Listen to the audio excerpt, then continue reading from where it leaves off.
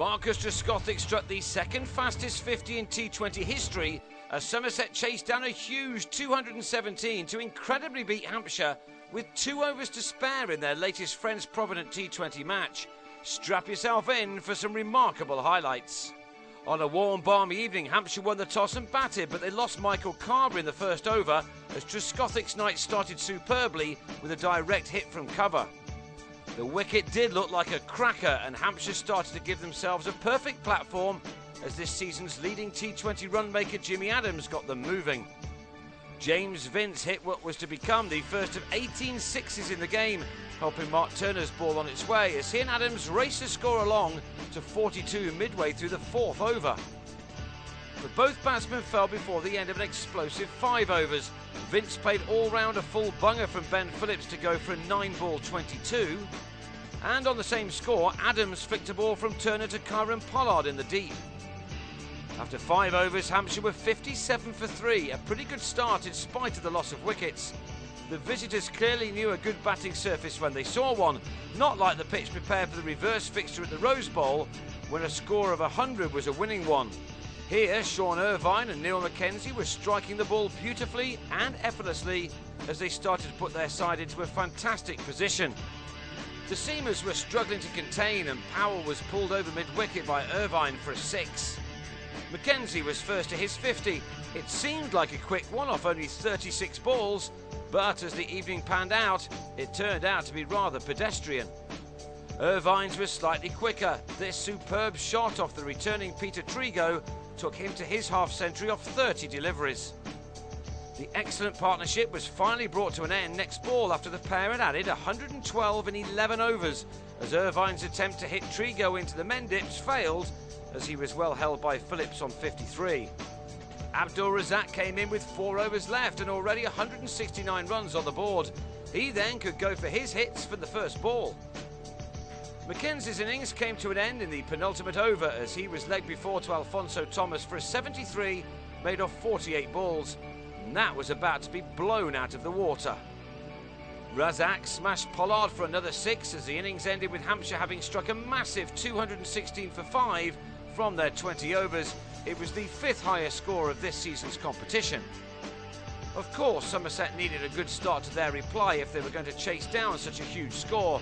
No side had managed it before, but Trescothick gave them the perfect start with a 4 off the first ball. In the next over, he hit Razak for 2 sixes as he made an explosive start to his innings.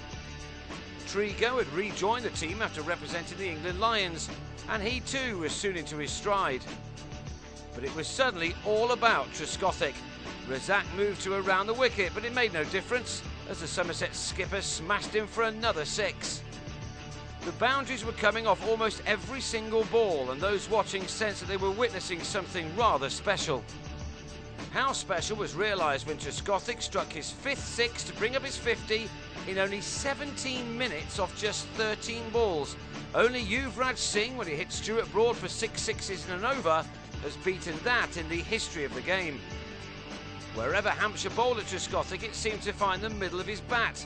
At the end of the 6 overs of power play, Somerset had scored an incredible 92 runs. Even someone with the experience of Dominic Cork couldn't stem the flow, as Trescothick looked well placed to score one of the fastest ever hundreds. After 8 overs, Somerset had a mind-boggling 116 runs on the board, but to the first ball of the 9th, Trescothick was out in a rather tame fashion, giving all of his amazing hitting as he spooned a catch back to Danny Briggs. His 78 had come off only 27 balls. Hampshire had been completely blown away, but sensed a way back into the game when Pollard hit the second ball he'd faced straight to long on, where Irvine held on.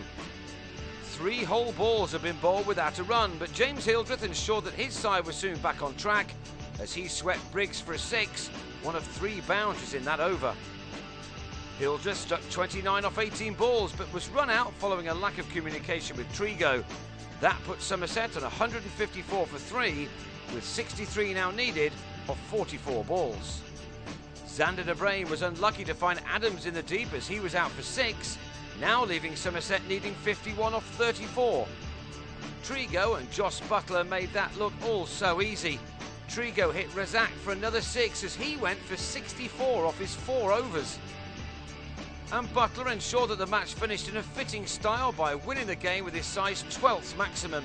Somerset incredibly had reached their target with 2 overs to spare. 436 runs had been scored in 38 overs as Trigo finished unbeaten on 72 from 44 deliveries.